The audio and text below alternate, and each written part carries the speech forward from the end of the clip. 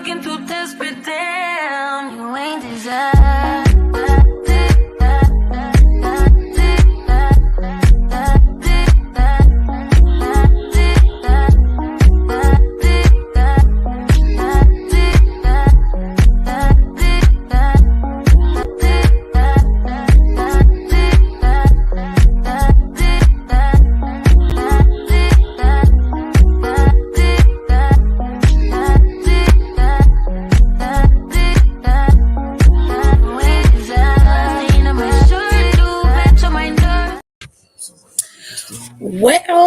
Well. Monday Night Raw was eventful. It was fun. Miss Raw when it's like that. I love Raw when it's like that. It makes you be on your toes. Now, I'm going to get to everything that happened today on this show. Okay, don't worry. All right, this right here is just another topic that we need to discuss. Okay, so first things first. I hear some of y'all been waiting in the wings when I go live to catch that top comment moment. Y'all just be hoarding up the little spots waiting. I see you. Ooh, that's terrible. I can't watch this. His knee look like a damn baseball. Oh, God. That is not good. Well, hello, ladies and gentlemen. How are you doing? I hope you're doing well. I do have top commenters of the day. I do. You see, when I actually went live, which was at 11:02, Kenny Ken was in here first. So shout out to Kenny Ken, because Kenny Ken commented first. Appreciate you for being the top commenter of the day. And, of course, we have Sosha. She also was numero 2, dos. And then we have tres, Brandy. Okay, we got them. All right, now Donnie gets honorable mention because he was right after him. He was right there, so I had to give it to him. But appreciate y'all. You know what I'm saying? Coming in and fighting for the spot. You know, get that number 1 spot. I like that. I like that in you. Any whoosies, okay? We got a lot to talk about because Kratos decided to blow up the internet today, okay? He decided... Right, I'm sick of you motherfuckers yelling at me on social media. Okay, I'm tired of that. I'm just tired, okay? I got so much work to do. I'm carrying this company on my back. You're cussing me out while I'm in my damn meetings. You don't want me to let me work. So I had to give you something. To shut your ass up. Uncle Trip. You didn't have to shut us all the way up, though. So let's just start off with what we do know, okay? Let's just start off with what was pretty. Let's start off with what was beautiful today, huh? Uncle Trip made an announcement, and it was some shade being thrown.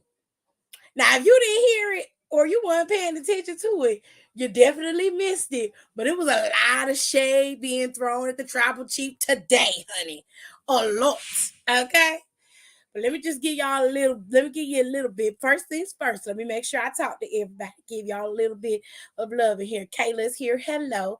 How y'all doing? Hello. My day was okay. Thank you for asking. KB is here. Young boy Jay. Quan. Mama, go on somewhere. Go to bed. You got to go to work in the morning. Okay? Don't start. Janelle, hi. Nika, hello. How are you? Everybody's getting their pleasantries out of the way. And Kenny said, all them times they said they should bring back the World Heavyweight Championship. And what did y'all say? Look at God. Look at him. Ain't it good to know you could whisper to God and know he hear you? It's amazing. Okay, now listen. Uncle Trip said, I'm tired of you motherfuckers yelling at me. I'm sick of it. Okay, I done did all this work to try to get this company back to where it should be. And you motherfuckers is not satisfied. So now I got to do something else to shut your ass up. Okay? At Night of Champions, on May 27th, a new champion will be crowned. And that champion will be wearing this gold around their waist. This is the new World Heavyweight Championship. Now, the rules are just as it is. Roman Reigns, once he is drafted, he will be the champion of said show. He will not be the overall champion anymore. Roman will just be the champion, WWE Undisputed Universal Champion, where he is, which means he is no longer the king of the motherfucking mountain. It means there's about to be a new sheriff in town. And I'm hoping his name is Seth freaking Rollins. Now, me personally, as I just stated, I prefer Seth to be the inaugural champion for the new WWE World Heavyweight Championship, or whatever they want to call it. Okay, I prefer they give that to Seth freaking Rollins. Number one, because he damn sure has earned it. Everything that Seth has done from now up until prior to Roman Reigns beginning his dominance. Okay, Seth Rollins has maintained the intrigue, the love, the hate, the infamy. He has done everything in his power to keep everything where it should be. The focus on Monday Night Raw, the focus on him, the focus on his matches, the focus on his rivalries. He has done his job and then some. And after the disastrous Monday Night Raw they had, where they pretty much cut Seth Rollins out of the show completely, they owe him this at a bare minimum. After everything that he has worked for and everything that he has done, he has earned the right to be the first person to hold this championship.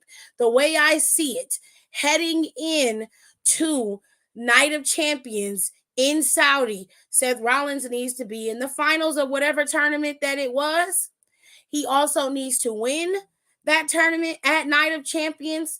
He needs to keep this championship all the way out past WrestleMania of next year, which means he needs to win. He most definitely deserves the opportunity, and more specifically, the belt itself. He is more than deserving. There is nobody else on that roster who is more deserving of that specific championship than him. And if they don't give it to Seth, it is a severe disservice to us as fans, and it's a disservice to Seth freaking Rollins. And that's where I'm going to leave that. Okay? Now,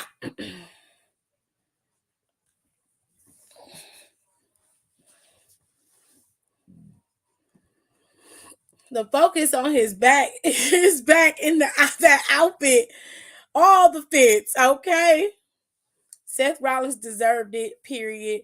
Mid-broadcast at the height of the show at that. Very much so. Very much so. He said, don't forget about Money in the Bank, though. We not going to forget. LA Knight and Chelsea for Money in the Bank. Y'all really want Chelsea to be walking around with that fucking briefcase. I'll let y'all have that. That's not something that I'm aspiring to look at. But if that's what you want, I ain't gonna shit on it. I'm gonna leave it where it's at. But like I said, the championship is a beautiful piece. Whoever made it, whoever designed it, y'all are fucking geniuses. Now, I know a lot of people are tired of seeing the WWE logo on the front of all of their belts, but quite frankly, I think in this specific case, the way that they have designed this belt around that world logo and really made it be a focal point, the gold on the outside of it is what really stands out. Let me put the bigger picture back up there. The gold of it is what stands out. The detailing on this belt is immaculate. It just is a beautiful belt, and it was well crafted. It was well done. And when they put it on the shop, I know this bitch is gonna sell like hotcakes. So shout out to WWE for just being fucking nice and giving us a pretty belt and not giving us something too gaudy or ugly. It's just perfect. It is a perfect title, and I really, really like it. Now, a lot of people are scared because I keep hearing people say, oh, they're going to give it to Cody. You're 100% wrong. I do not believe for an instant that this is the title that Cody Rhodes is going to be holding. They're holding Cody out until he gets that title at SummerSlam against Roman. That is happening. Whether you like it or not, that is happening. But we also will have something else to look forward to because there are not just one champion now, there are two. But like I said, there was a lot of shade being thrown around today, especially in Roman Reigns' corner. All right. Because Uncle Trip came out there and said, listen, you ain't got to worry about no champion demanding that you acknowledge them. And you ain't got to worry about a champion coming out here wrestling on occasion and not wrestling and defending his championship. You ain't got to worry about that because this champion is going to earn your acknowledgement. This champion is going to earn that respect. This champion is going to be a fighter. And I was like, oh, not we shading the tribal chief. Ooh, it was some shady queens today. Shady queens. And then Seth Rollins came out there and was like, I don't know about y'all, but some of us still like to fight. Not a lot of us like the politicking and the bullshit. A lot of us just like to come out here and crack some skulls. You know what I'm saying? I don't know about y'all, but I ain't trying to acknowledge nobody. I'm just trying to get in where I fit in, which is with this championship.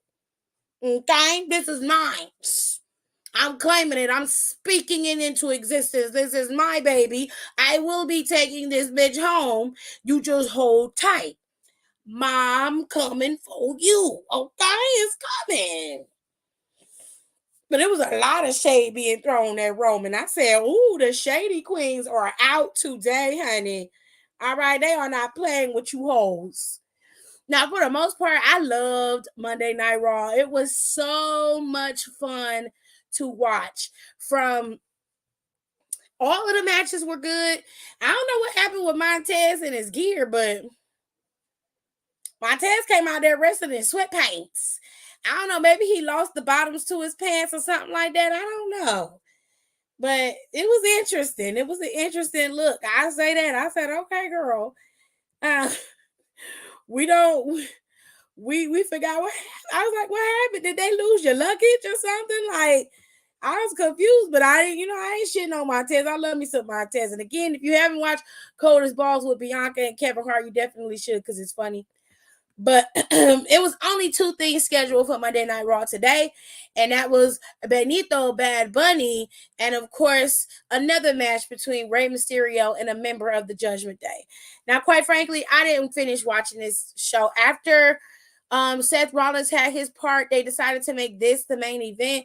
I checked out. The only thing that I was waiting on was for Bad Bunny to show up, to which he did. He showed up and he made sure to tell everybody that not only is there going to, that he's not just the host of Backlash on May 6th, it's that him and Damian Priest are going to have a street fight at Backlash, which we kind of saw that coming. Okay, we knew for a fact that this was happening, so I'm not shocked or surprised by it. In fact, I knew it was coming, so it is what it is. You know, we good on that. I'm glad that Benito's gonna be having a good little time at at Backlash. It's gonna be interesting. Ooh, this render is nice.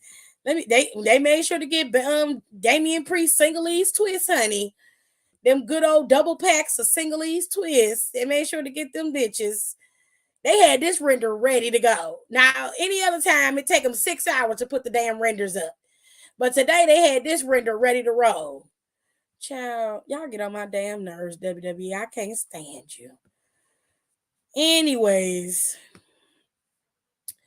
So, like I said, Benito is going to be wrestling on May 6th, and it's going to be a street fight in his hometown, okay? She said the Seth's got side plates ready on the back end. Okay, Seth's ready. Seth is ready, honey. Hello, Aaliyah. How are you? All right, so let's go by what we did see because I didn't write nothing down. So some of y'all might have to help me on what had happened on Raw. I'm going to have to backtrack it because there were some key pieces that we need to pay attention to. Okay, now Becky was not there once again. Don't know what's going on with Becky, but I'm assuming that this is lending towards the storyline. But Evil Trish has returned and she's coming full force, okay? And Trish basically went back there and Kathy asked her, she said, well, do you have any knowledge as to why Becky is not showing up to the show these last couple of weeks? And Trish was just like, yeah, I think I do. She said, I think that Becky's, she's a little overwhelmed. It's hard being at the top. It's stressful. It's difficult. Not everybody's me, right? Not everybody's like me. She's a new mom. She's had to be at the top. She's one of the numero uno girls. Like, it's difficult. She's mentally checking out. She told me, she confided in me because at one point we were friends. We were very close. And she told me how hard it was. It was very stressful. So, I put her out of her misery. So basically, the only thing she needs to say is just, thank you, Trish. And Kathy was like, yeah, thank you, Trish. She was like, see, you get it. You understand. There are a lot of things that I will shit on and talk shit about. But Trish Stratus is one of those rare breed heels that I rarely have an issue with because she embodies what she says. This, whether you believe it or not, or whether it's true or not, she is going to embody that all day long. It is a very fabric of how she walks, talks, stands. It is in her. It's a very specific change when she becomes a heel. It's in her core. It's like it's a core key piece of who she is in that moment. And that part is where the believability comes in. And that's when you have to say she's a great heel, very much like the countless of others who are amazing heels. And even though they have these delusions of grandeur, their attitudes are obviously arrogant. You can't help be like, damn, this bitch get on my nerves. But like, what the fuck? It's funny. She's funny. She quick on the mic. She got good comedic timing. Even as a heel, she's very good at it. And you can't really say much, but like, girl, fuck you. Like, there's nothing else you can say to her. You know what I'm saying? That's the only way you can respond to her. Just be like, bitch, fuck you and all that shit. I don't give a damn about none of that. You know what I'm saying? And like I said, Becky wasn't there, but we did get a 6-woman tag team match with Bianca and the tag team champions Raquel and Liv, and they went up against Damage Control. Now, this came about because Io said she wanted a match with Bianca tonight, and that's when Bayley's big bottom heavy ass jumped in it and said, no, I want a match. We want a match together. We're all going to be in this together. We're all in this together. They were together, okay? And Io looked at her like, bitch, that's not what the fuck I said. The girls was fighting, honey. They had the match. It was a decent match between the two sides. But ultimately, Bayley ended up getting pinned. And Io was pissed. Okay? They left Bayley laid out on the side of the ring. Didn't even try to help her ass up. Damage Control is on the verge of being destroyed, okay? It's just breaking down right before our eyes. And once Bayley cost Io this championship match at Backlash, baby, the shit is gonna hit the fan, okay? And if it ain't Bayley, it's damn sure gonna be Dakota, all right? But it's about to be some mess. And honey, I can't wait. It's gonna be messy. All right. Now, what we did get was the hometown hero Ali got to go up against Chad Gable today, and they gave our boy a win. Do y'all understand how important that match was for Ali to finally get a win in his hometown?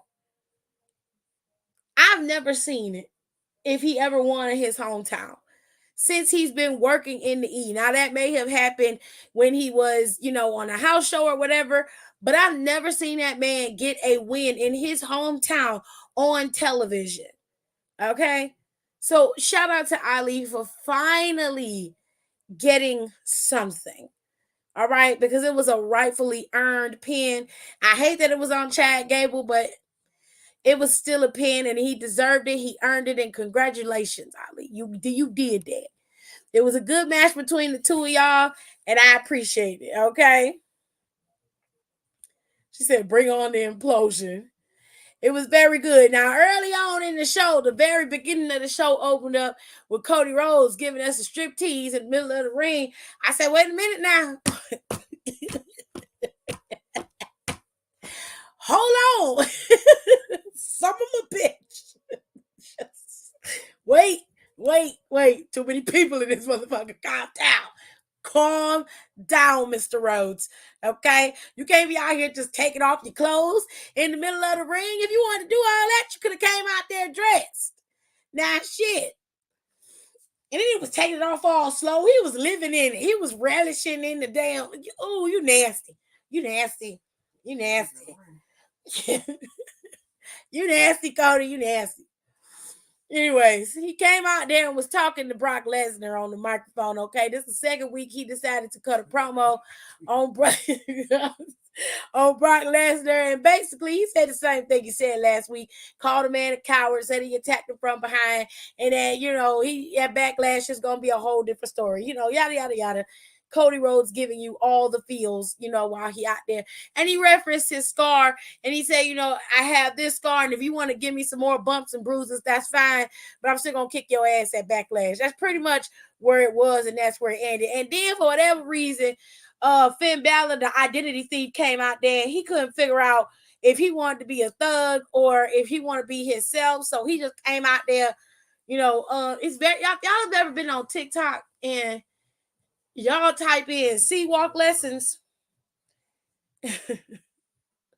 You'll see what I mean when I say he's very reminiscent of this dude on TikTok who is teaching people how to C-Walk, and he is white and lives in the UK. That's a conversation for another day. Finn is out there, and basically he came out there to extend an invitation to Cody to join Judgment Day. I don't know about y'all, but even in kayfabe, I can't see the appeal of being in Judgment Day. There's nothing about them that says, "Ooh, we need to be a part of this." Y'all haven't been able to maintain attraction going anywhere. Y'all racked up wins, but you have nothing to show for it. You have no titles. The only person who has a title is Rhea, and y'all done regaled her to being y'all fucking sidekicks, which I'm baffled by that shit. But it is what it is. At the best, at most, Judgment Day is just dominant at taking people out and running around terrorizing Monday Night Raw. Other than that, you don't really give much. You know what I'm saying? So Finn obviously was out there to extend the olive branch, and Cody Rhodes pretty much slapped it away. Now, Finn was just like, well, if you ain't with us, then you against us. A typical gang theory. And of course, he was like, you don't want to be out there by yourself, because he's like, not only do you have Brock Lesnar to worry about, but now you have Judgment Day as an enemy as well. Which leads me to believe after this match with Brock Lesnar, Lesnar's going to go away and go home for a while. And then Cody's probably going to have to contend with Judgment Day for a little while, depending on if they both stay on the same show, which I don't think that will be the case. Honestly, I think thinking about it now to wrap this up and move on, if I think about it now, I feel like Judgment Day as a whole is going to be drafted to SmackDown. And of course, Cody's going to remain on Monday Night Raw. Roman and the Bloodline are more than likely going to be drafted to SmackDown, and Seth freaking Rollins is going to be drafted to, Roman and the Bloodline are going to be drafted to Raw, and Seth freaking Rollins is going to be drafted to SmackDown. That's what I think is going to happen, but I could be wrong. However, here we go. So these two got into it with a war of words, and Cody was just like, listen, you think that I'm not clear. You're sitting here talking to me as if I'm an injured, animal. I'm wounded or something. But he said the reality is I'm clear to compete today. And you and I are going to have a match right here tonight. So the match was set. It was scheduled. Top of the hour, we got Finn Balor versus Cody Rhodes. A decent match between both men. And eventually, Cody was able to pull out the win. It was a hard-fought battle for him because Finn had an answer for everything Cody was serving. But ultimately, Finn just could not best the pedigree. And it was a 1-2-3 wrap for Finn Balor. And he rolled his ass out the ring and then, squabbled his ass to the back with the rest of the the Judgment Day. Now, what we did get earlier on in the show as well was a match between the Bloodline and LWO, which to me was the best match of the night. That match was fun. It was high octane. Ooh, LWO looked clean in that match. They should have won, but it was just this one little mishap at the end with Cruz. He was on the top rope. He got ready to jump, and it looked like he was trying to do a coast to coast, and Solo caught his ass out the air with that damn thumb, with that Samoan spike. And that was the end of that. Then Cruz ended up suffering a 1D, and that was the 1, 2, 3. Okay, that was it. It was over and game, set, match.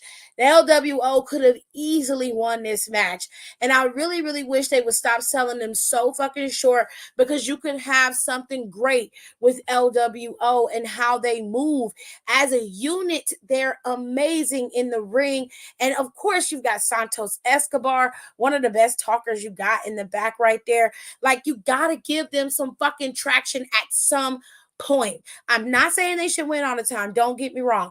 I understand that heels have to win. But y'all got to know that the fucking Judgment Day, Bloodline, all of them fools win all the time. There is a rarity where they lose matches. There has yet to be a day where I've seen Damian Priest actually be pinned in the ring during a match with anybody. Like, that shit is rare. It rarely happens. It rarely happens with the Usos. It never happens with Roman. So we just need some more balance. We need balance. Yes, you have great matches, but we already know the fucking outcome. We're aware of what's going to happen. Y'all can make these matches back and forth all you want to, but the more you keep giving us predictability, the less people are going to want to watch it. Don't care how great the match is. If you're not going to give us something that's worth watching, that's plausible, then I'm out.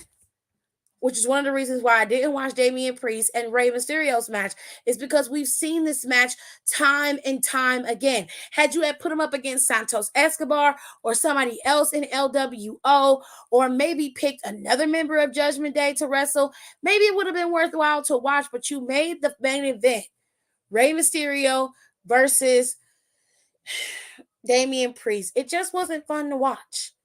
But like I said, the Bloodline and LWO put on a banger of a match today. I only wish that it either at least would have ended with a decent win for LWO, because they damn sure needed the traction and they deserved it. They earned the traction.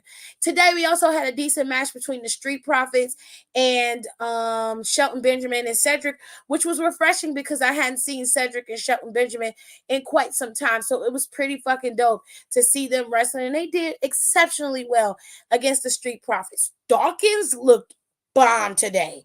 He looked great today.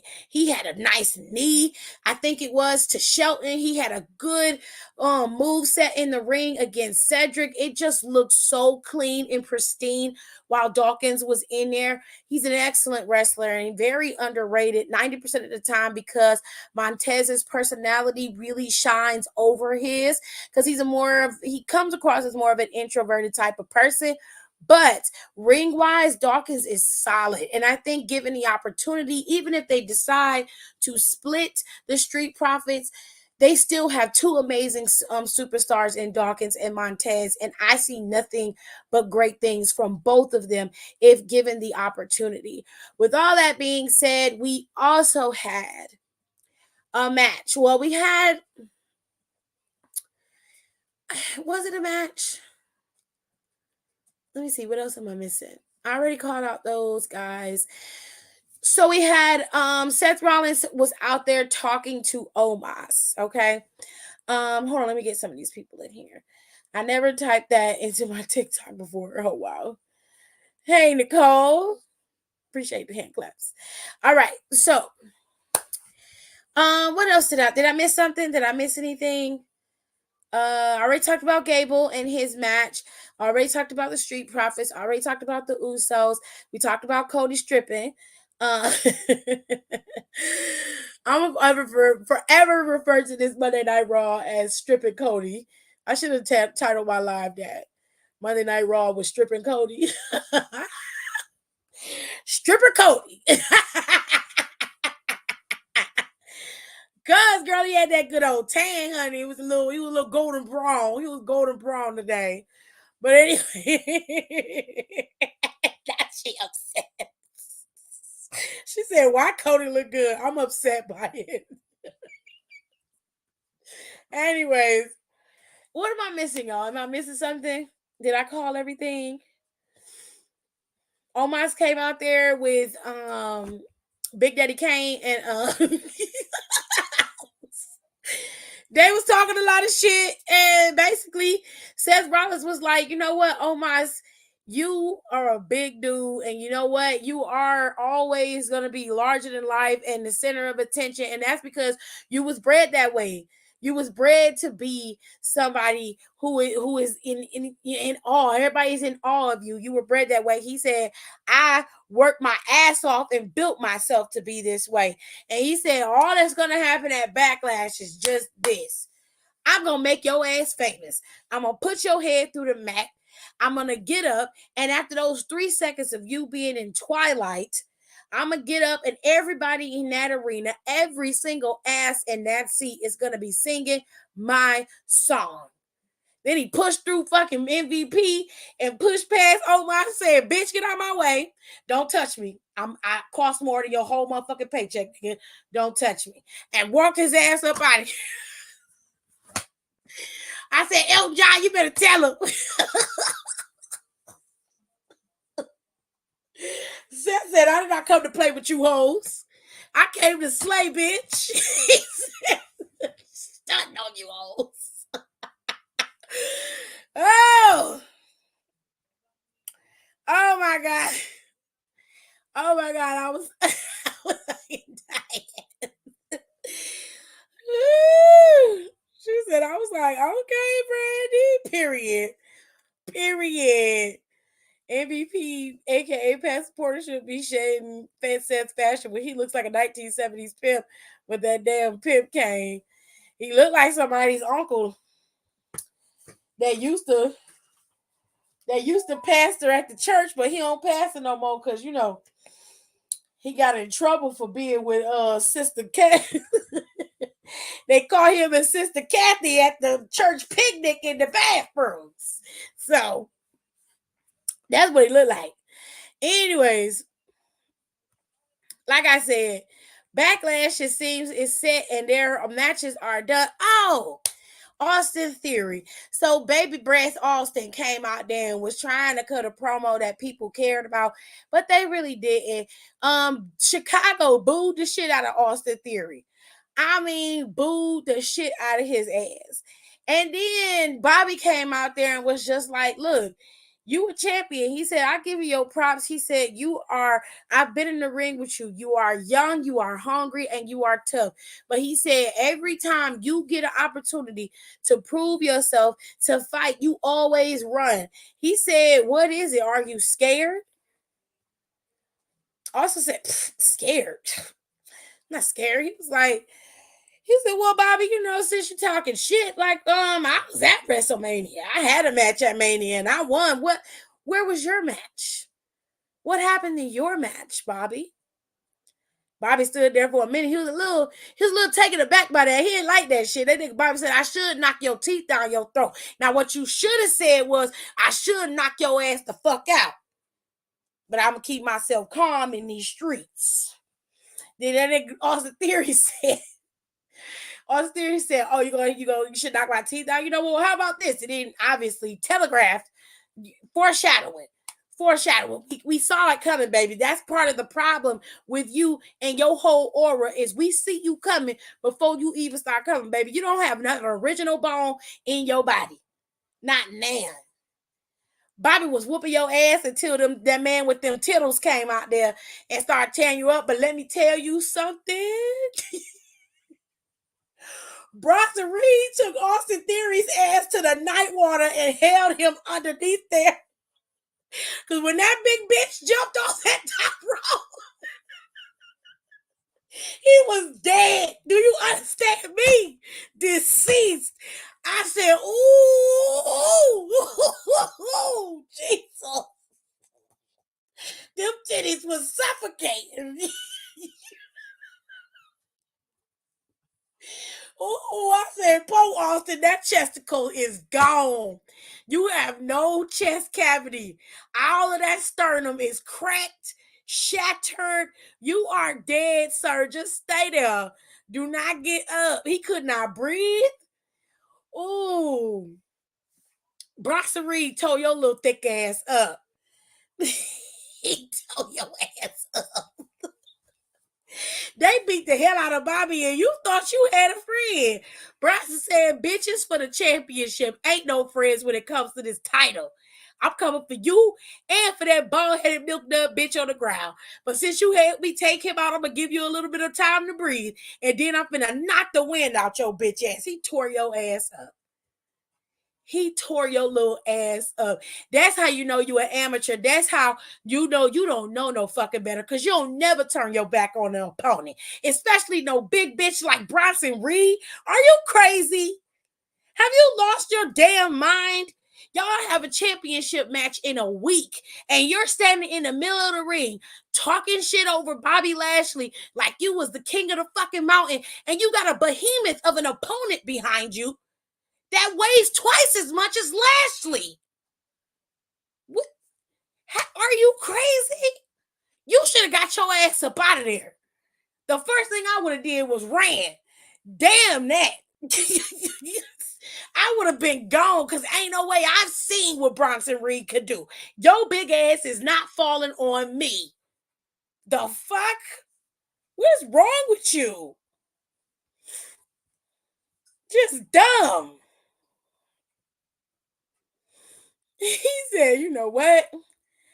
I think you trying me. I think y'all are really trying me. Fuck with me.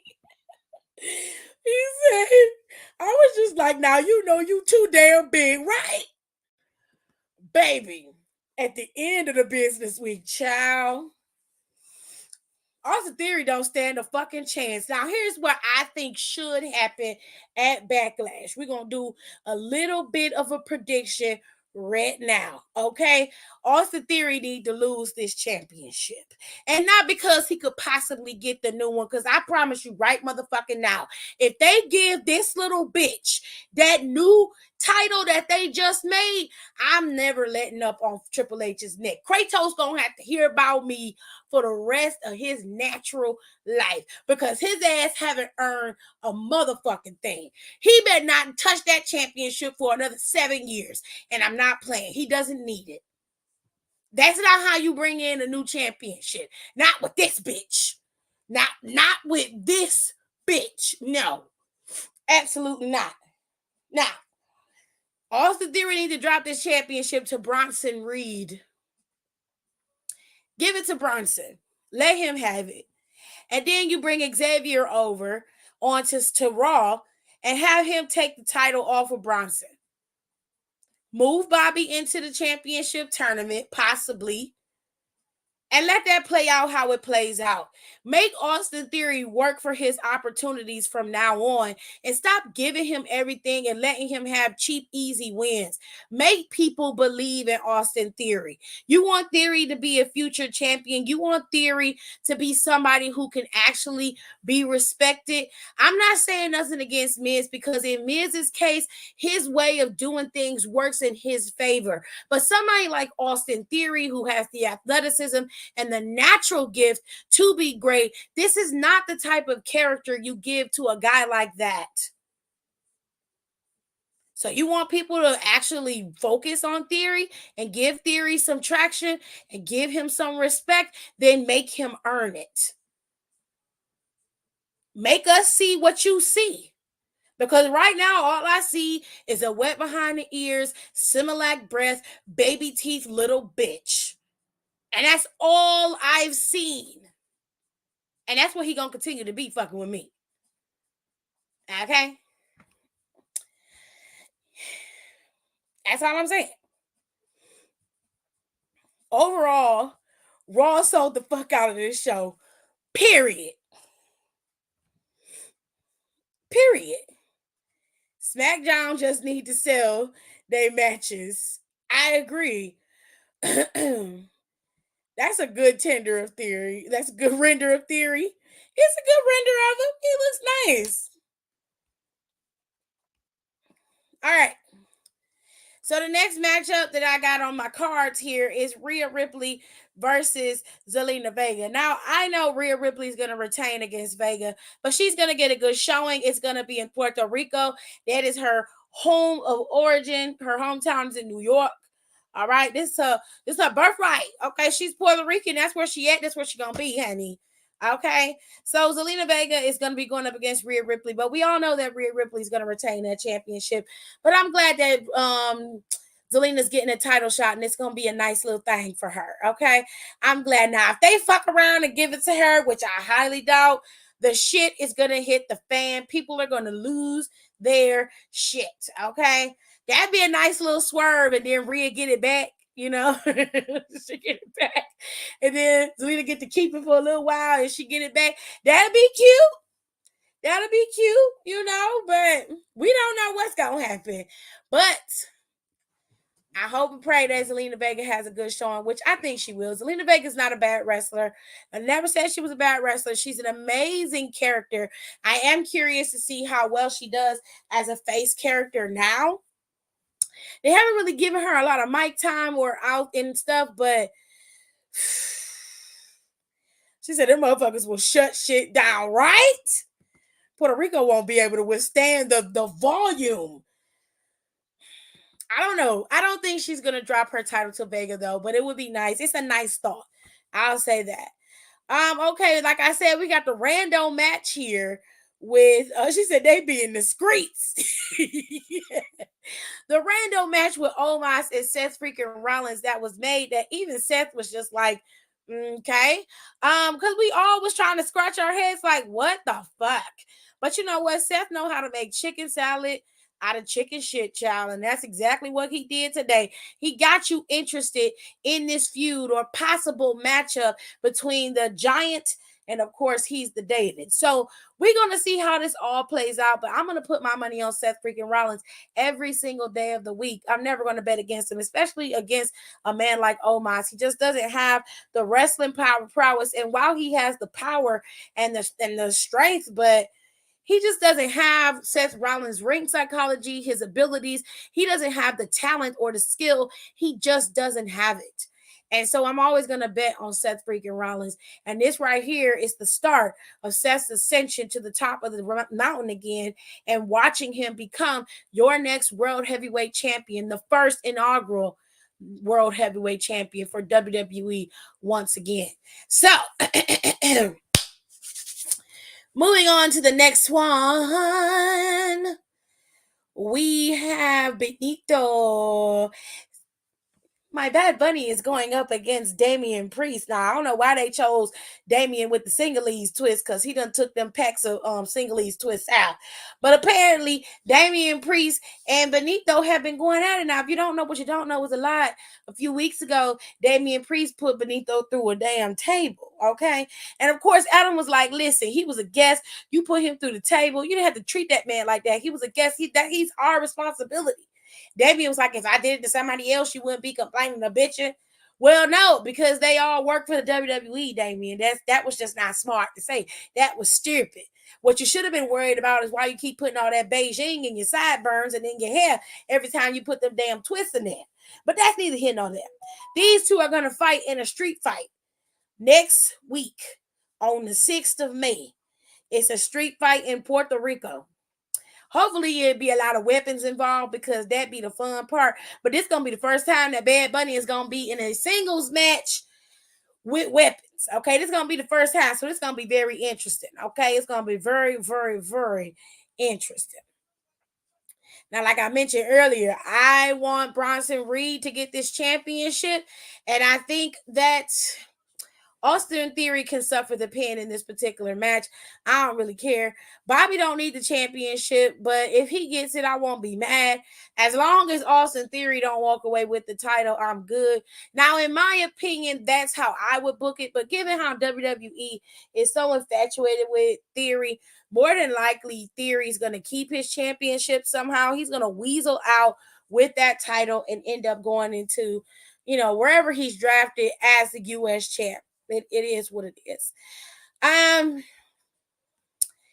final matches we got for this particular show is, of course, this one. Now, what I left out of Monday Night Raw's description was the back and forth between Jimmy, Jay, Kevin, Sammy, and Riddle. Now, when the Bloodline was in their little office sitting down, Jay Uso before that had ran into Sami Zayn.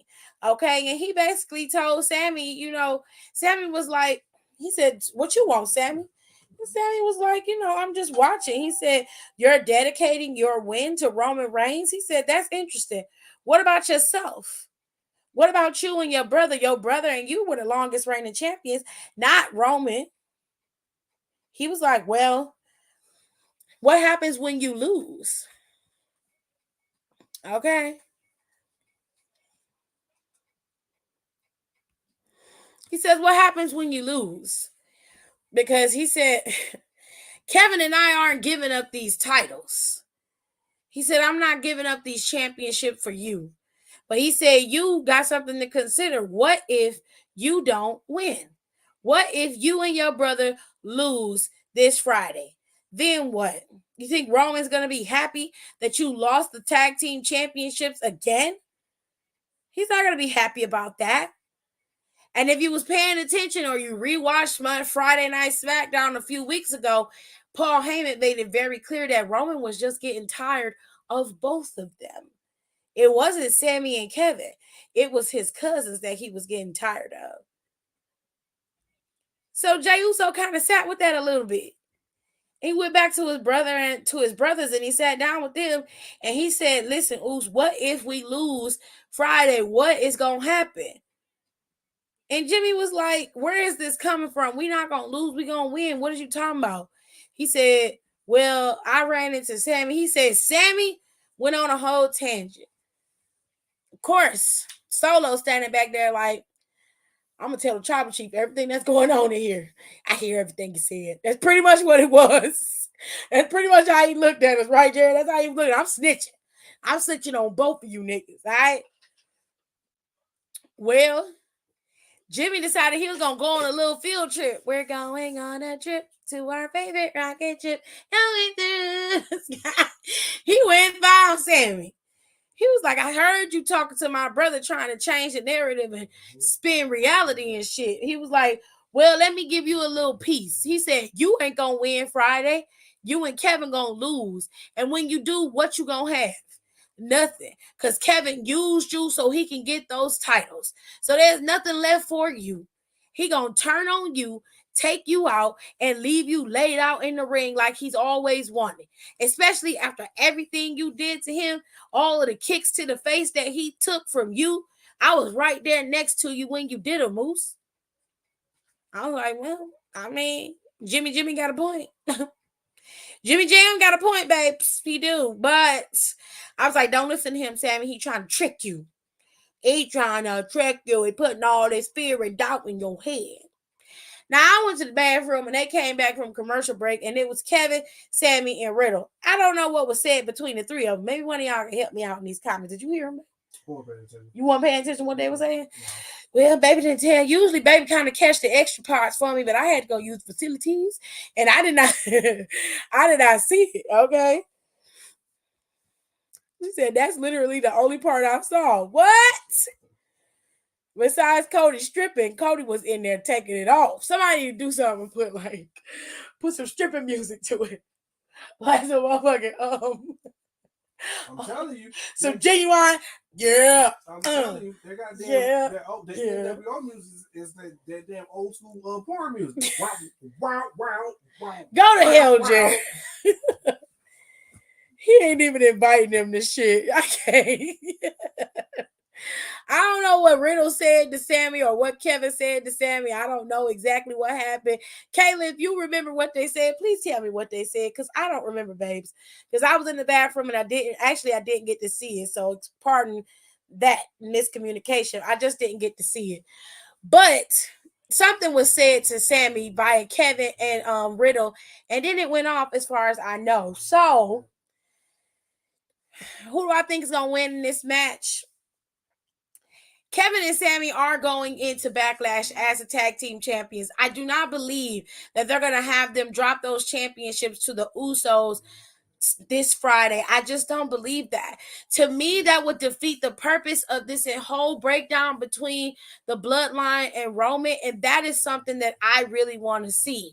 Because between now and SummerSlam, you've got to be able to put a stopper in the way of Cody.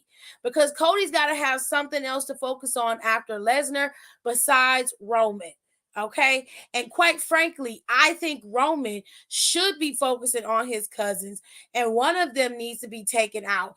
Is Jay Uso needs to be the one that aids and embeds to Roman's demise at the bare minimum. And if you're going to do it the way I think they are going to do it, it has to start with the Usos being in the bottom. They got to start losing now. You can't keep pushing them so heavy like this. It just doesn't work to the bottom line of the story. We just need something. You got to give us something. And to me, while yes, we got the Cinderella story between Kevin and Sammy, it just doesn't make sense to give them back the championships. You can have somebody else beat Kevin and Sammy for those titles later on. They don't need to remain champion, and then they can compete as competitors for that new title that is already there. All right? You got a lot of wiggle room here to work. But you want to start that tag team division off with a new tag team and not give it to the Usos, who have been reigning over us, lording over us as tag team champions for years. We need to move forward. And if you're going to start off with new belts and new things, then that needs to be new as well. Give us something else. All right? Finally, the last match you're going to get at Backlash is between Lego Head and Stripping Cody. Okay, now Stripping Cody, like I said, came out there and made his declaration and said what the fuck he said. And Brock Lesnar is supposed to be at Monday Night Raw next week. Of course, he's gonna be there next week. The finals of the draft is next week, and that is the last Monday Night Raw before Backlash in Puerto Rico. Now, listen, boys and girls, I don't know what's gonna happen in this match, but God knows, I hope that Cody Rhodes does not get injured again fucking around with Brock Lesnar and his bullshit. Because while Brock Lesnar may be an impeccable athlete and talented, he is also a heel. And in his heel work, he is one of the most ruthless superstars WWE has ever encountered. And this is new territory for Cody Rhodes. So he's going to have to play this smart. You work smarter, not harder, Mr. Rhodes. All right? Because the stripping ain't going to entice him. It entice your wife and maybe a couple of the rest of us. But it ain't going to entice him. He ain't going to give a shit. Okay. I got you. Okay. Kayla summed it up. Let me go back to the other one. All right. Kayla said, Sammy said that he talked about feeling bad for the Usos, and KO said, don't feel bad and don't let them get in your head. Riddle said him and KO will still be friends. Oh, okay. So he was trying to reassure him. She said because he was in Sammy's shoes when he was teaming with Randy Orton. After lots of people were saying that he was going to be RKO, but they were a successful team instead. Okay, well, that's fair. Because that's very true. We all thought it. We all thought that Randy was definitely going to take Riddle out at some point, especially with the kind of shit he was talking. Okay? We definitely thought that. But, okay, that was a good pep talk for Samuel. That was good. Thank you, Kayla. Thank you, Kayla. I appreciate you. Kayla came through in a clutch. Okay? I appreciate it. Love you for that. Thank you. All right, let me see what Donnie said. Donnie said, yeah, it would make more sense for Roman to be upset if they were losing matches heavy. You see where I'm going with it. To me, it's a false sense of security to give the Usos back the championship. Eventually, they have to lose it again. And quite frankly, the only way I can see that working out is if Roman lost that title to Cody earlier, sooner rather than later, and the Usos got to keep their championship, and they didn't help him keep his. That's the only way that would work. But like, I just feel like this is the best way to do it, is to let them lose on Friday, let them lose at Backlash as well, and just keep the party going. Keep moving forward, okay? On some Meet the Robinsons type shit. Hey y'all, what's good? Also, I saw the new title just now. It looks good. Oh, very good. We already talked about the title. We talked about that early, child. But anyways, like I said, Cody most definitely has to be very careful dealing with this version of Brock Lesnar. He is angry, he is ruthless, and he is devastating. All right. So we're going to have to wait and see how this plays out. But those are all of the matches for Backlash. Cody will take on Brock Lesnar more than likely in the, well, this will probably be the second to last match of the night because Damian and Bad Bunny probably will close out the show, which I think is a better closer, seeing as how these two have their animosity. And it's Puerto Rico. This is his hometown. Okay. This is also Damian Priest's hometown. He's also Puerto Rican. So there's a lot to ride here. So this should be one of the closeout shows. I forgot a match. What match am I forgetting? It didn't upload. I forgot a match. Hold on. I'm missing a match. I am missing a match. I swear I had Bianca Belair's match with EO up there, and it's not up here. I'm very upset about that. It should have been up there. I don't understand why my shit don't upload when I upload it. So goddamn rude. All right, let me pull it up, y'all, because it, for whatever reason, what signatures? It's for the guy.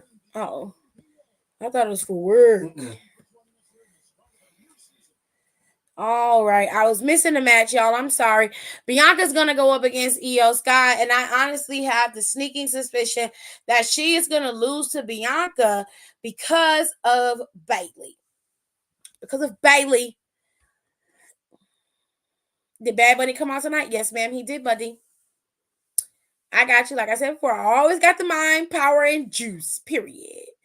Yes, he did come out there. He beat the brakes off of Damian Priest with that damn kendo stick. He took him out at the knees. That's what the fuck I'm talking about. I was like, yes, Benito, get his ass. Get his ass, baby, get it. He definitely did, honey. He definitely took that baby out by the knees, okay? He was not playing. He whooped his ass, and then he made the announcement that it's going to be me and you in a street fight, my nigga. And I'm going to tear your ass up. Very good. Hold on, y'all. I forgot to upload the video. He came out there with a kendo stick, child. He was ready to go. Let me clipboard it. All right. So there you have it. That was Monday Night Raw. Monday Night Raw was so much fun today. It was so much fun. We had that blockbuster announcement about the new title, which, like I said before, I gave Triple H's props. Kratos, this belt is well crafted. It looks so beautiful. It is such a pretty belt. The detailing and intricacy around the WWE World emblem in the center is just fire. It's so gorgeous. And of course, we still have a lot to look forward to because Friday is the first night of the WWE draft, and Triple H done compiled on making everything new and fresh, and now we've got a little bit of incentive to believe that what he said is true. Things are changing, and they're going to be changing for the better. The draft is open, and everybody is eligible. Anybody can get it. Anybody. Now, everybody said there's people who are obviously noticeably missing from the draft, and that is Bray Wyatt, Randy Orton, and Alexa Bliss. Now, even Marisa up there next to me is like, they up there together. Now, it's very, very possible that these omissions were not done on purpose. It just is what it is. It's very possible that the reason why Bray and Randy are both left off of the poster is simply because they're injured, and even though they're injured, they can still be drafted. There's a lot of reasons for why things are being done, but to me, I don't like to speculate and do all that extraness. It doesn't really mean anything because they're not on the poster. There are no NXT people on this poster either, and they definitely are eligible to be brought up in the draft. It happens more often than not. So I think a lot of people are making a lot of assumptions based off of this one little picture when honestly, all we can do is wait for the draft and the supplemental draft, and then we'll know where everybody ends up. Okay. With all that being said, we have a few more things to look forward to because Tuesday is spring break-in. Okay, that is NXT's standalone TV PLE. Okay, for the top matches of the night, we're going to have Grayson Waller going up against Carmelo Hayes. And for the girls, it is going to be Indy defending her title in a triple threat match for the NXT Women's Championship. Former NXT Men's Champion Braun Breaker has decided to embrace his inner dark side and has decided to attack Chase U because, well, he can. And Andre Trace was volunteered by his very own MVP, Duke Hudson, because Duke Hudson's a big boy, but he's also a coward. With all that being said, another coward, fuck ass Cora, has been out there running her mouth a lot and giving everybody the blues with her mouth. But Lyra Valkyria has decided that she is going to be the one to shut this bitch up. I don't know if that's specifically true, but I know for a fact that fuck ass Cora been talking a lot of shit and she rarely has the opportunity to back it up. But we'll wait and see how this all is going to play out at spring break-in. Finally, another bitch who's a fuck ass hoe, Kiana, was out there and she's turned Briggs into a whole ass. She done turned this man into a old pussy whip bitch. So that's what he's gonna be his new name until I see something different. Pussy whip bitch, and Kiana's going up against, I can't remember which one of them he is. Is he Briggs or Brooks? You don't know? Let me go look it up. So I can do the damn selling right. Oh, wait. Because I can never get it right.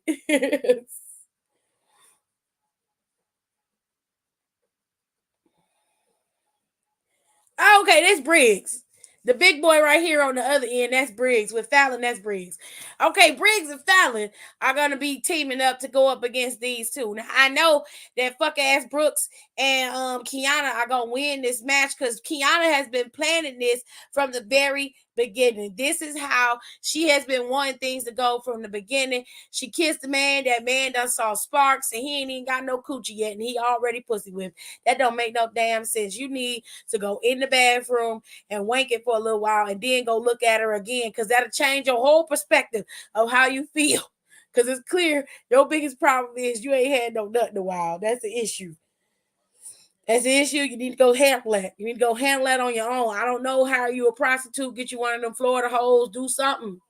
But you need to go do something, baby, because that's just a damn shame. You look terrible on national TV. Come out there with them damn white slides on and them high water flooding ass pants. You looked a mess. And it's all Kiana's fault because she ain't got no sense of style with that 1994 bag she keep walking around with. And your stupid, you know what? Let me leave your ass alone. Kiana and this hoe probably gonna beat Briggs and Fallon, which is fine. It seems like that's what it's gonna lend to the story, and that's okay. Live your best life.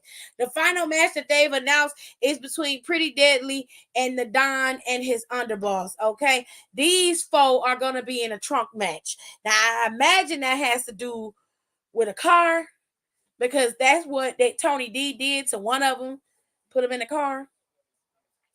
So I'm assuming that that's how they're going to win the match. Or maybe they're just going to bring out a big-ass trunk so they can drop somebody in that trunk and close the lid.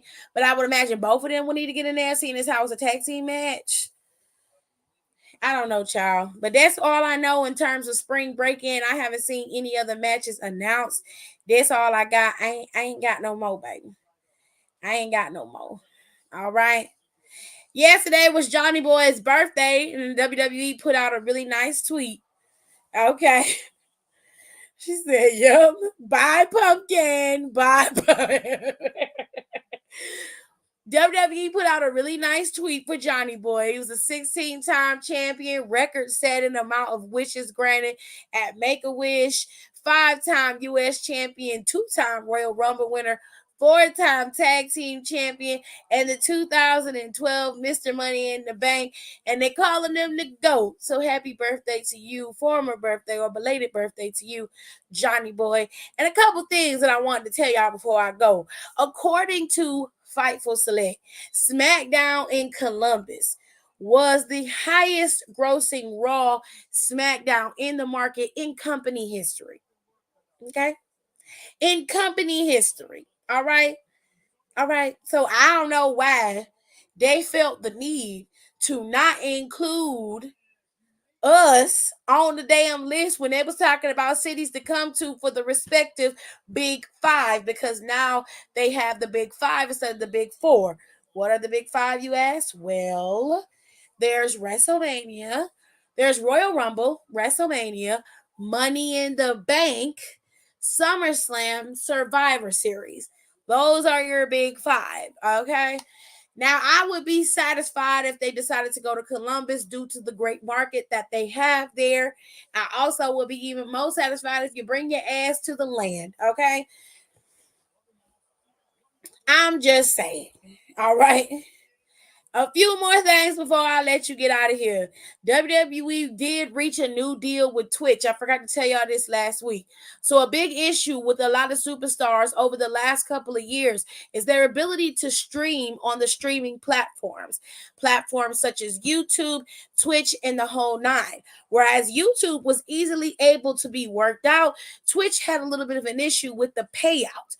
So, let me read to y'all what this says. This info came via Fightful Select, so I'm just giving y'all the information as it was given to me. All right. Let me see if I can find it. All right, so it says, and I quote, there's some great news if you miss WWE wrestlers streaming on Twitch. It's picking up in a big way. Fightful Select has learned that WWE and Twitch reached an agreement to allow WWE wrestlers back on Twitch with almost no restrictions. Those we spoke to said that the revenue will be a three-way split, and the talent will take the vast majority of it. So WWE, kudos to y'all for letting the talent get their coins, for letting the talent make their money in multiple revenue streams. You don't know how much that means to them and how much hope it gives to new wrestlers, and of course the people you ran away like Adam Cole. Okay, that give you good hope. All right, because you can make a six-figure salary over in the E, and your ass could also make a six-figure salary on Twitch, bitch. You can make good money on Twitch, Jerry. You know what I'm saying? They can have double streams of income and be pulling in six figures coming out the ass. All right. Now that WWE talent department is working their ass off to keep these superstars there. And I don't blame you, bitch. I don't blame you. Now it did say almost no restrictions.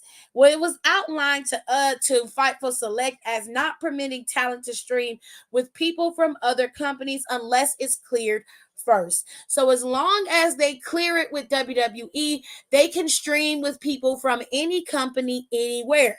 That's New Japan, AEW, MLW, NWA Power, Impact. They just have to run it by the WWE first. And I would imagine as long as the person they're streaming with hasn't said anything egregious about the WWE, that it would work out in their favor. Okay. Kai was making 10 million, but only took home 2 million.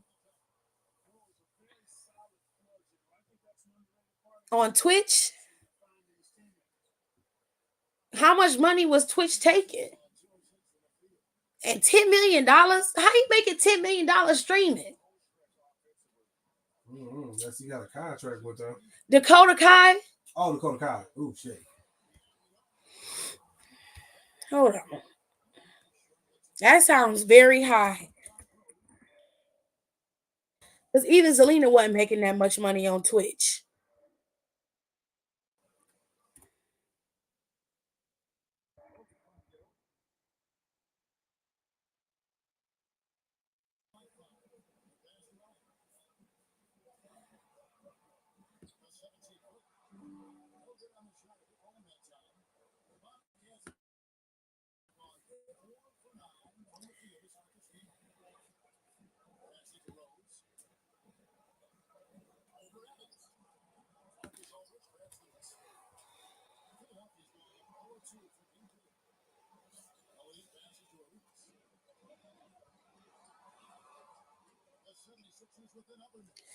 Oh, this isn't Dakota Kai.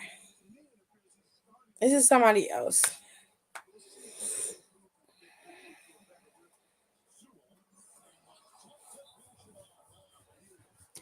This is somebody else.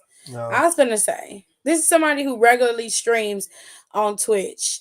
It says he reportedly made 10 to 15 million when he streamed for 24 hours a day for 30 days in February, but he only made 2 million. So that would mean that his contract with Twitch is very obviously heavily on Twitch's side. Mm-hmm. He has to renegotiate his contract with Twitch. He can't like Twitch is gonna the initial revenue streams for Twitch are set up how they're set up.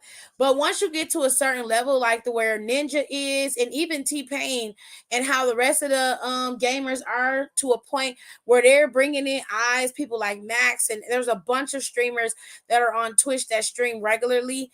Even if you are on the platform, you can negotiate with Twitch to get more of your revenue, so you're not getting most of your money taken from you, because they are the platform that you utilize to stream your content. Right. The problem with this guy is that the way he made this kind of money was he streamed 24 hours a day.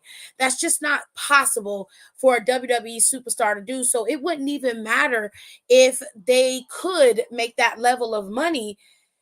They're not going to do that. Now, like I said, WWE has been able to work it out with Twitch to the point where the superstars are the ones who get the most of the money.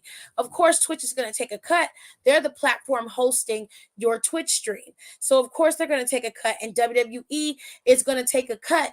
That cut would depend on your talent deal with WWE, which I'm sure is all outlined in their contracts. Okay. Especially these new contracts, especially with Endeavor coming in and setting up a whole different business that has a talent department there and all that good shit. All right. So this guy right here is a whole different beast, and it's not even close to where WWE is or what they're doing.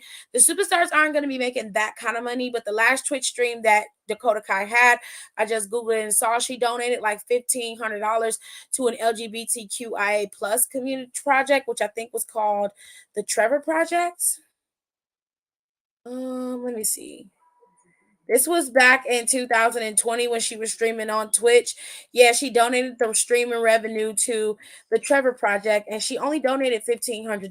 So their streams aren't going to be that massive, but depending on the type of games that they play, they can get a lot of streaming, especially if they stream regularly. What I find when it comes to social media platforms is consistency always brings in the views. They already have the name and the backing to be able to do whatever they want to do. All they have to do is consistently stream for a couple of hours. And I'm sure after they've wrestled or a day off, they could probably do a nice stream. Plus, a lot of people who aren't really working in the E right now or aren't really doing anything in the E right now, you can stream anything on Twitch. It doesn't have to be, WWE content. It doesn't have to be, you know what WWE could do though? They could do what Impact is doing and stream all their old pay-per-views and TV shows on Twitch and put it behind a paywall. You know what I'm saying? Mm-hmm. And like the stuff they want to give away, they can give away, but those PLEs that are not on Peacock can be streamed on Twitch. You know what I'm saying? Yeah. I be giving away good ideas. Oh my god. Oh my god. Anyways.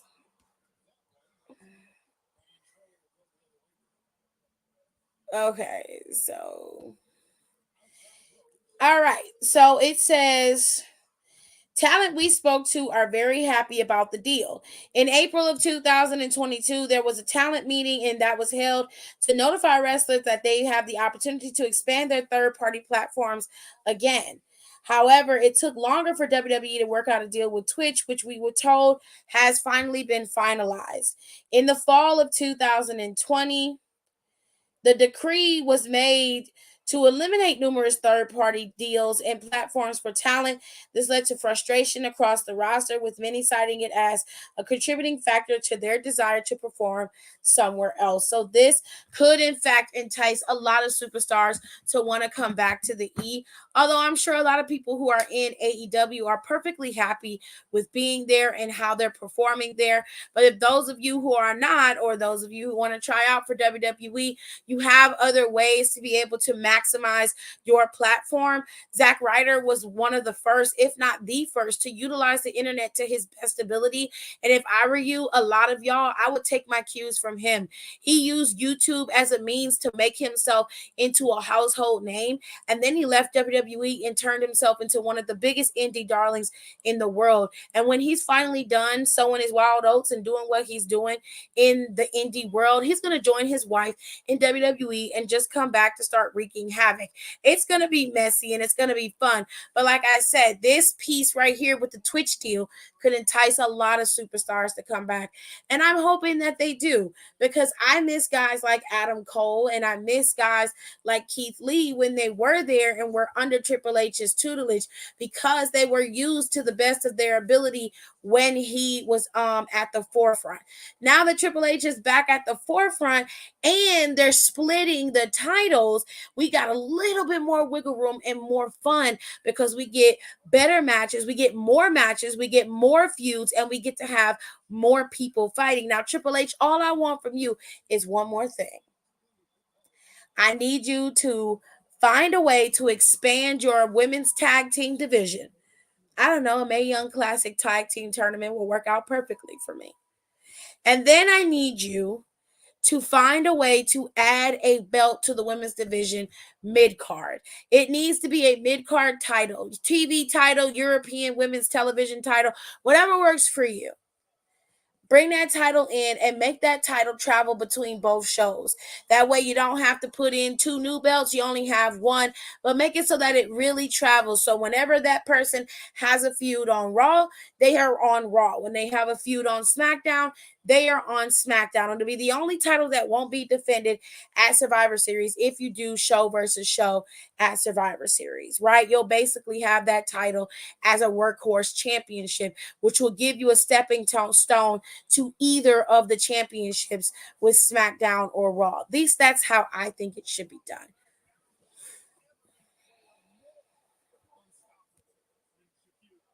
Zack Ryder's wife is Chelsea Green.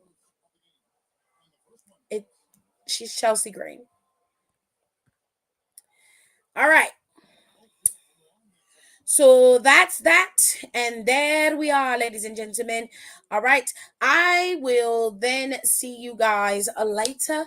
Okay. Thank you so much for joining me while I rant and rave about wrestling. Wrestling was so much fun today. I loved it. I loved it. I loved it. Now, if you want to do me a solid, you can get your ass over there to Down for the Count on Spotify and on the Googler, and of course on Apple Podcasts. And you can listen to us rant and rave about CM Punk, which they said CM Punk was there today, and he definitely was, because they was in his hometown. The world was abuzz because CM Punk was there at Monday Night Raw. Now they say he went there because he was trying to make amends. Okay, they say he was there trying to talk to good old Miz and bury the hatchet between the two of them. Now a lot of people was confused. A lot of AEW talent was not happy with that move, honey, and some of them was weirded out. Like, what is going on? What is he doing? And a lot of people think that it was a good old PR stunt for AEW to show that he means well, that he has goodwill, that he's gonna make sure that everybody has a kumbaya moment. That's what he wanted. I don't know what the hell the reason was. I mean, Phil does what Phil wants to do, and people let him do it. They say he was back there talking to Triple H, and then they say the head of security said, "Hey, man, look, you gotta go." And then he left without no harm, no foul. He didn't cause no problems. He was a model citizen. With all that being said, make sure you guys go over to Down for the Count. We're going to talk about all of that, and we even talk about Ted DiBiase Jr. and him possibly going to jail for the rest of his natural-born life. Okay? She said, "Oh, please." Child, they say he going to prison. Okay? Now, listen. Some of y'all be doing me real dirty with my podcast, okay? Y'all are missing key information. Now, I'm finna record the next podcast for Pop Culture Wednesday because I got to do 2 episodes because too much shit happened today, okay? 3, count them, 3 analysts from 3 of the biggest news networks either got fired or quit today over sexual assault charges. One of them got canned because they were standing up for themselves and their people, and the other one got fired because they whole fucking company got sued by Dominion, the voter people. They sued them for almost $500 million and won that fucking money. Okay, so it's a lot going on that I have to tell y'all and talk about. But if you do me a solid and listen to my podcast, you will know what the hell is going on in these streets, okay? I'm trying my hardest to make sure I give y'all the information as it is. I'm going to update my Red Rum stuff too. There's a new episode of that up. This one talks about the Bob Lee murder, the Silicon Valley tycoon who owned Cash App, or the founder of Cash App. He was stabbed to death in fucking San Francisco. I'm gonna give y'all all of the tea from start to finish, and I got a few questions that you might even have, and we're gonna talk it out on that show, okay?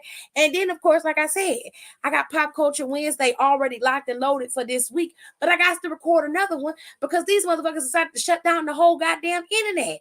Okay, and then of course, right now there's 2 new episodes of Am I the Asshole? Okay, and I got all of the stuff up there. I'm reading them off. I'm giving you all the information and advice you could want.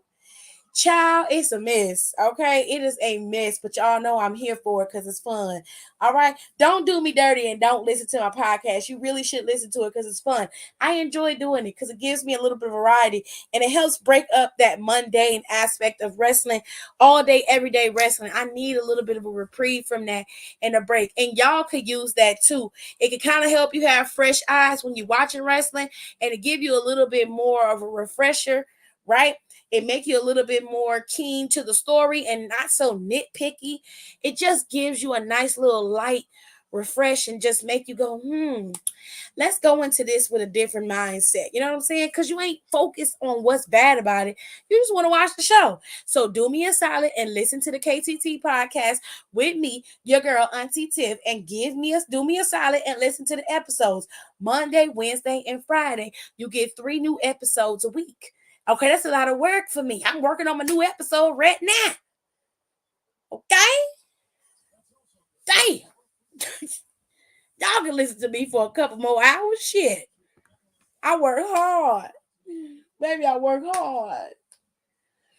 They don't hear me, though. They don't hear me.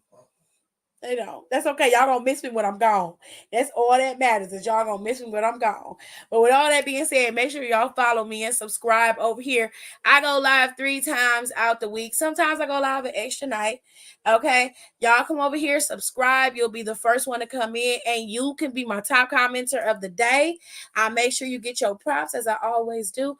And I will see you guys tomorrow after spring break-in, and we'll talk about all of the madness of spring break-in. Okay. And we cannot wait until Friday because that is the first night of the draft. And baby, after Friday, the shake up is coming. And I can't wait. Y'all, please do me a favor and go check out my KTT podcast. I'm going to keep hollering and screaming until y'all do. All right. I love y'all. I appreciate y'all. And I'll see y'all in my next one. Have a good night.